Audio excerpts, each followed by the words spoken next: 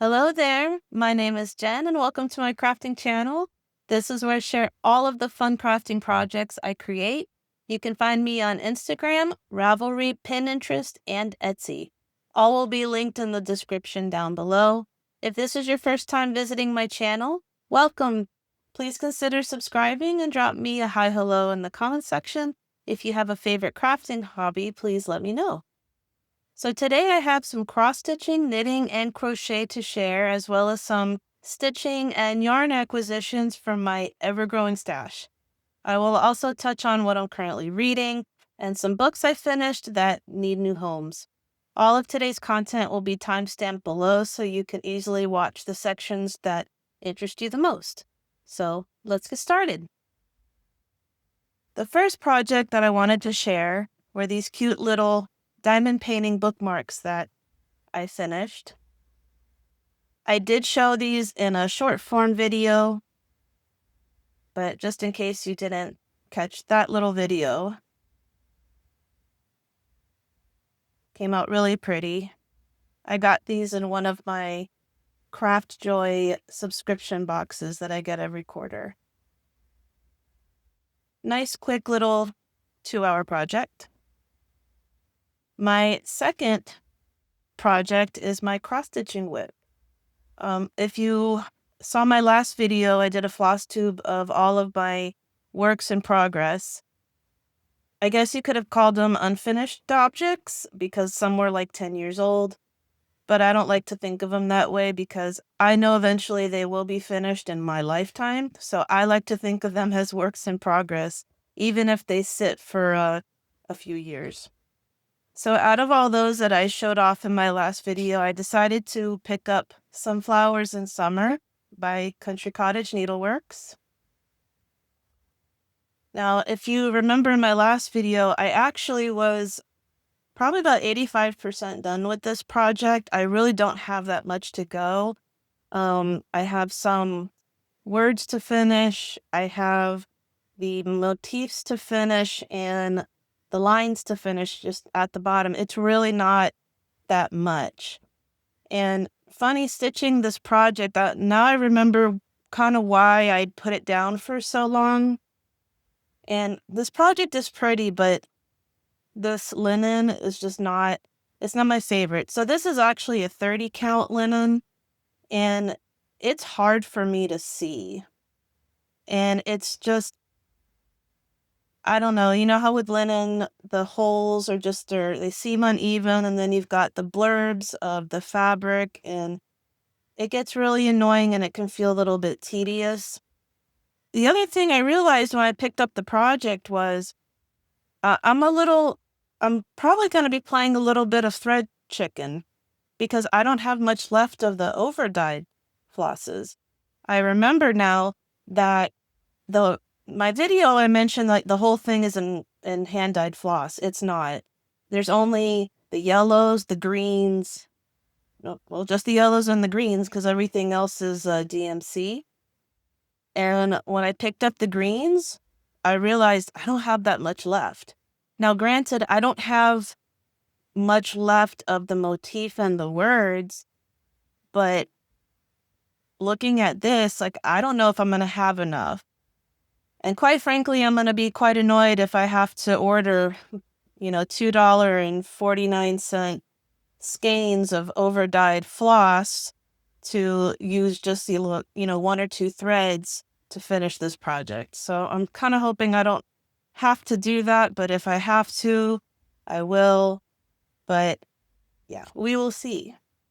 So this project, what I started doing was I try to commit to doing like 1 to 2 strands of thread each evening just to make some progress on it. This will be a finished object in 2026. So that's that one. I treated myself to some new stitching acquisitions from 123 Stitch. This was my Christmas presents to myself. When I decorated my Christmas tree this year, I realized I didn't have that many ornaments that I've made. I have some stitching ornaments that I made years ago, but not that many. This is Christmas Gnome Littles by Waxing Moon Designs. And there's 6 little gnome ornaments. I thought they were super cute. So I got all the threads for them. And it's funny, when I went to order this project, and if you've ordered from 123 Stitch, they give you the option to, here's the fabric, here's all the threads you need. And these designs are stitched in dyed threads, and that's usually the first thing I default to. I want all of the dyed threads. But when I see my shopping cart and I see that price, and I'm like, no. I immediately went back and took all those off and went for the DMC conversion, and that was like a $35 difference. Let's see. And then I also picked up this design by Satsuma Street. Little tree topper. It's got beads.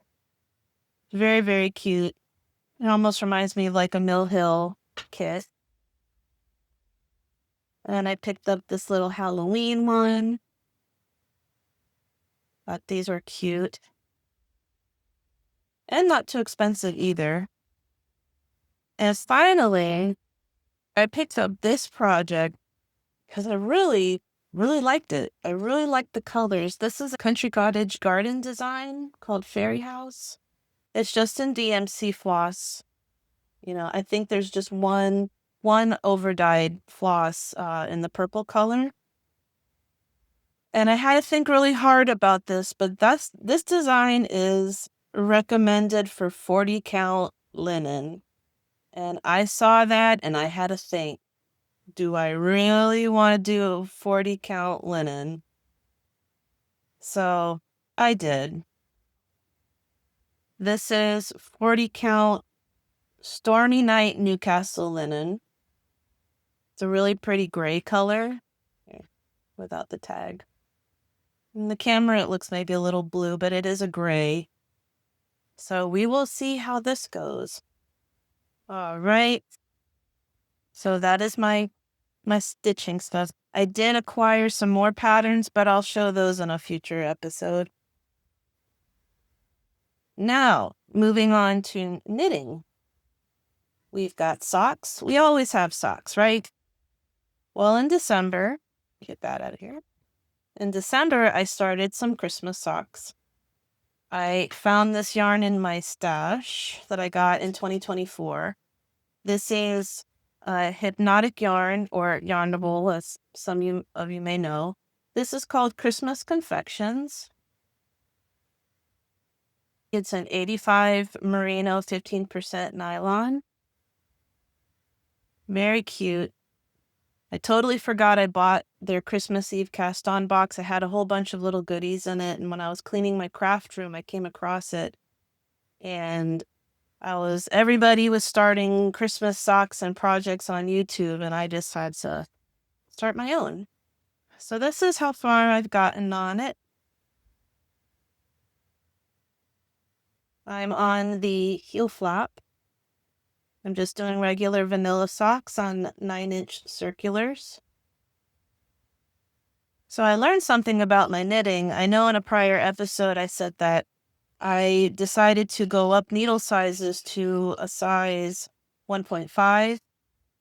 Well, I found since I started using 9-inch circulars that my tension is a little bit looser. So I decided to go back to a size 1 and see how that goes. Because I finished a pair of socks in 1.5s and they fit, but as I wear them, you can feel them kind of stretching out and they want to come off my foot as I'm walking around, and it's a little annoying.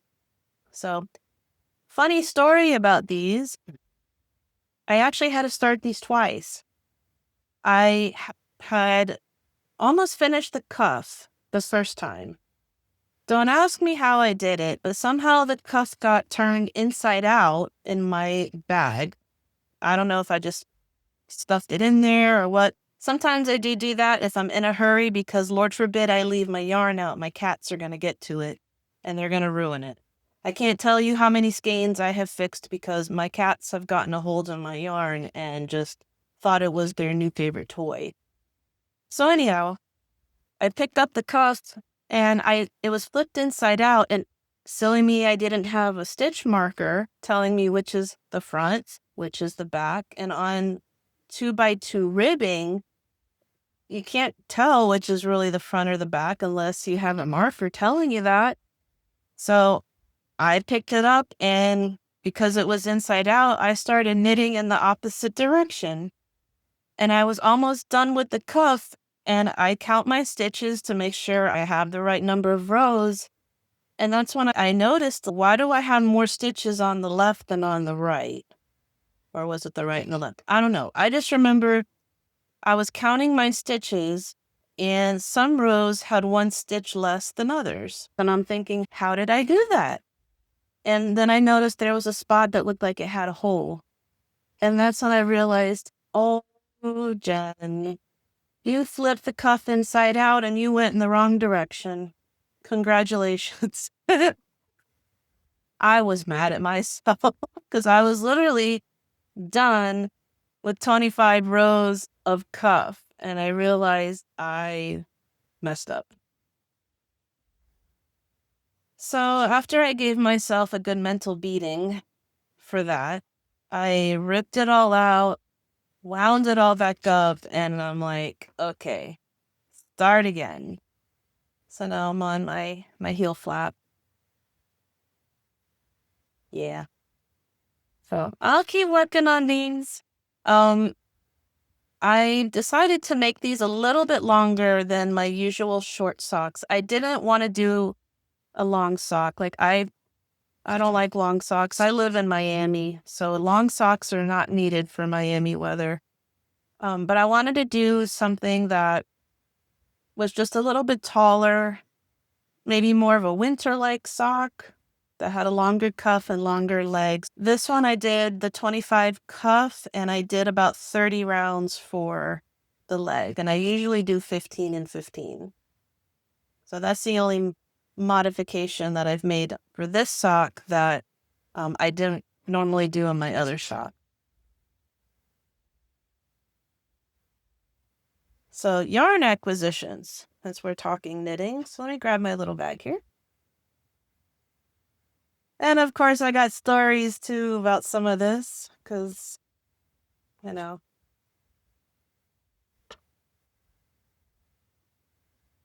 So first off, sorry, y'all. My desk is not that big, so I have to, I can only fit so much on it when I want to show things. So first, I found a new to me yarn dyer on Etsy. This is Crystal Skies hand dyed. Donna Marie Hurley is the owner, and her yarns are so pretty. Now this is a sock yarn. This is a sock base. Although it seems a little more DK-ish to me. I could be wrong. But I just had to have these. I'm sorry. This one is called Mystical Forest. Look at how shiny pretty it is. Let me go back to this one. This one was Mystical Caverns. Look at those gorgeous greens and purples. Love, love. She had these on sale. I had to have them. But this was the first one of hers that I found, and when I opened the package, it just like blew me away. This one was called Christmas Wreath. I'll link her shop down in the description below this video. I don't know, honestly, if I'm going to do socks out of these. I guess I could, but I think that they would be really pretty as hats. I know the muscle burrow hat is a very popular pattern. I've seen many knitting podcasters knit it. And I know it's meant for like sock weight yarn. I might give that pattern a go. Because when I compare these to the other sock yarns I have, the base just seems a little bit thicker than like the yarn I was just showing you. And funny, when I was cleaning my craft room, I came across this yarn that I had purchased from Expression Fiber Arts. And if you've never seen Candy's yarn, or Shandy is her name. You're really missing out. She does some really pretty colors. And this is a DK weight yarn. This is called Tulip Farm. And the one thing about Shandy is once her yarns sell out, she typically doesn't dye more.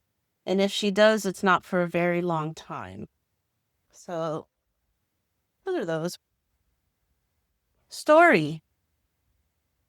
I came across a shawl pattern that I have, and the suggested yarn was Premier Momenti, which is this yarn. This is a medium weight yarn, 58% cotton, 42% acrylic. So, Premier doesn't make this yarn anymore. Okay? So me being me, I ordered this later, by the way. I went on ChatGPT and I said, hey, ChatGPT, can you tell me a yarn that's similar to Premier Momenti? Well, ChatGPT failed me. ChatGPT recommended A, B, C, D, A, and B. I was like, okay, those are okay. But then it recommended Hobie Twisted Glitter. Look how beautiful this is. Hobie's yarns are very pretty. I got 2 different colors. Beautiful. Problem. This is a number 4 worsted weight yarn. Okay? This one and this one are a number 2.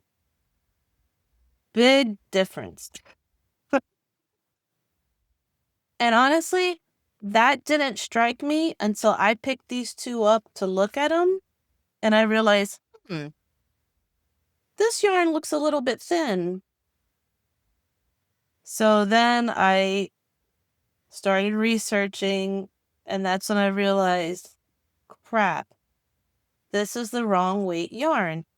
And I don't know what it is with me and Hobie, but I have purchased yarn from them that I think is 1 weight, and I get it, and it's a thin.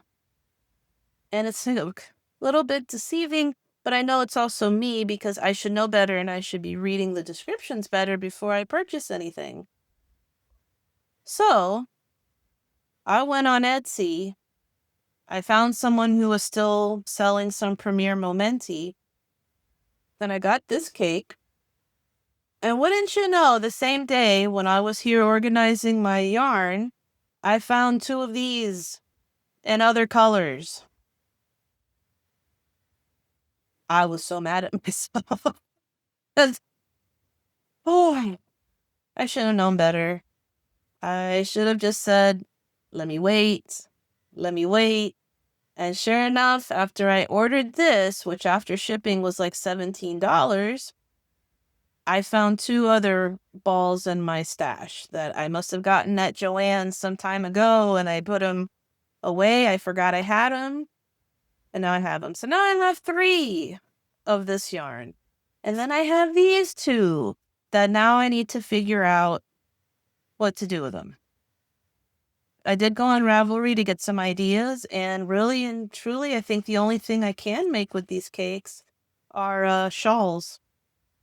So I found a couple of really pretty shawl patterns that are supposed to take 1 cake of these, which I would hope so because these cakes are 1,093 yards. These are big guys.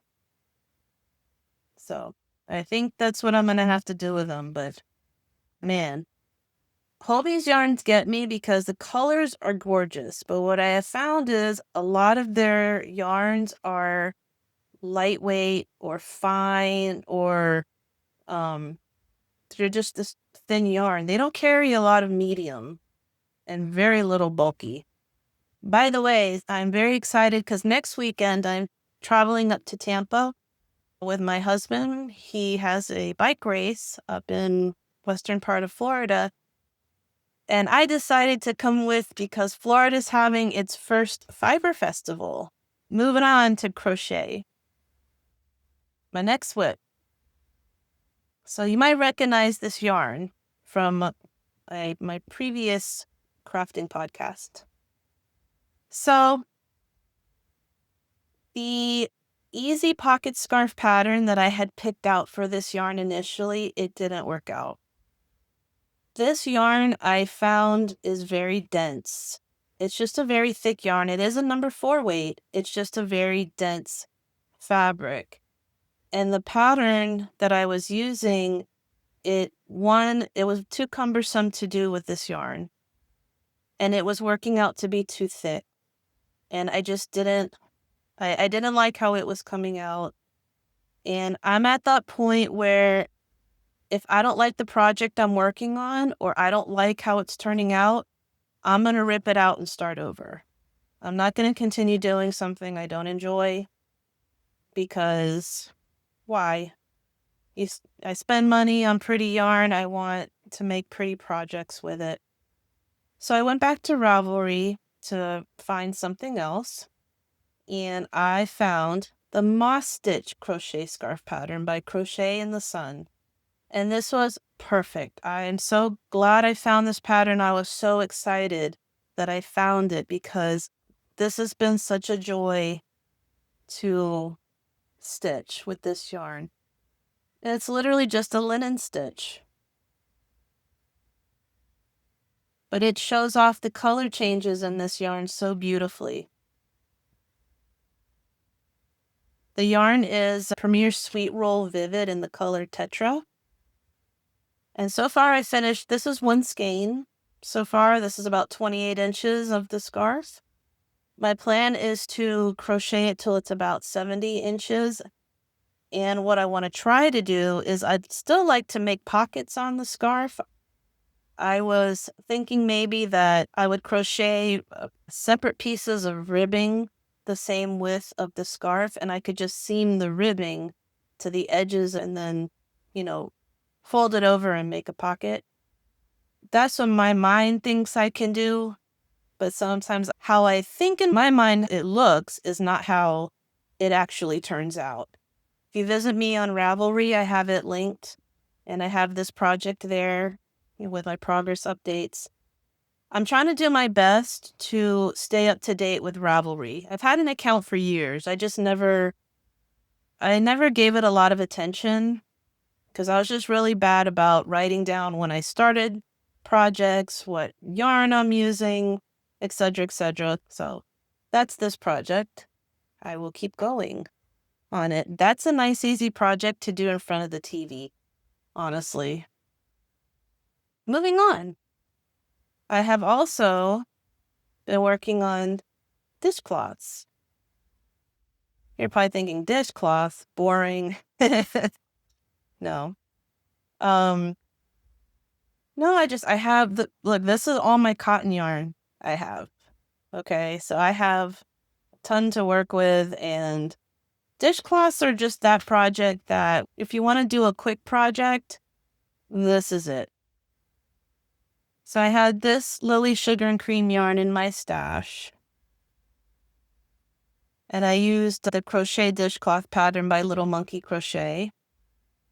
I have no idea what color this is. I didn't keep the wrapping wasn't on the yarn when I found it. I just really liked the color, so I took it out of my stash and I wanted to make something with it.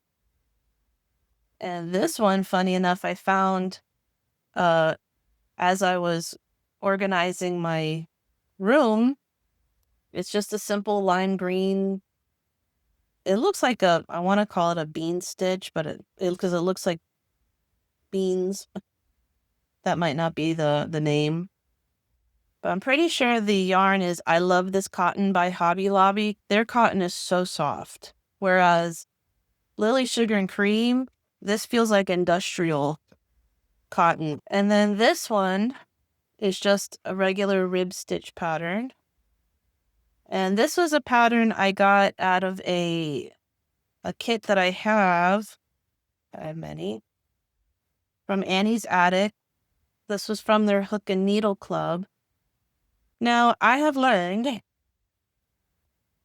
Annie's Attic patterns are not the best written patterns. And I thought it was me. but I realized it was more them. So this, where is it? This ripple washcloths, there's a knit, there's a crochet version. I couldn't do either or, and it was very frustrating. The knit one was the one I wanted to do in this yarn, and I tried to start it Christmas Eve. I'm sorry, not Christmas Eve, New Year's Eve. I was at my mother-in-law's house. We were watching the Miami Hurricanes Ohio State game, so I wanted an easy project for sitting in front of the TV watching football. And this one, I started it like 3 times. And I thought, okay, maybe knitting this while watching football is a bad idea. Let me stop. Let me try again tomorrow, because I ripped it out like 3 times and I couldn't figure out what I was doing wrong. What I finally realized after restarting the 5th time was that the cast on stitch count was wrong. That makes a difference. Because I could not understand why I would get to the end of the ripple and I would be missing a stitch. I went and cast on the correct stitches, and I got through the pattern repeat once. When I did the pattern repeat again, I had the same problem. I don't know what I was doing wrong, so I finally said, I'm done with this. I went on Ravelry to find an easy crochet dishcloth pattern, and that's why I made this one. The last acquisition I wanted to show off, because I just thought this was really cool. I'm subscribed to like a Block of the Month quilt club with cotton cuts. I haven't worked on it, which is why I haven't pulled it out to show you. But funny enough, when I was finished recording my last crafting podcast, I do what I do because I'm a social media junkie. I went on Facebook as soon as I was done filming, and I was tagged in a post that said, I won a giveaway from Cotton Cuts. And I'm like, ooh, what did I win? So they sent me this whole thing of fat quarters. Aren't they pretty? It was a super nice surprise, and I didn't expect to get 10 fat quarters because there's 10. 1, 4, 5, 6, 7, yeah, 10. And they're really, really pretty.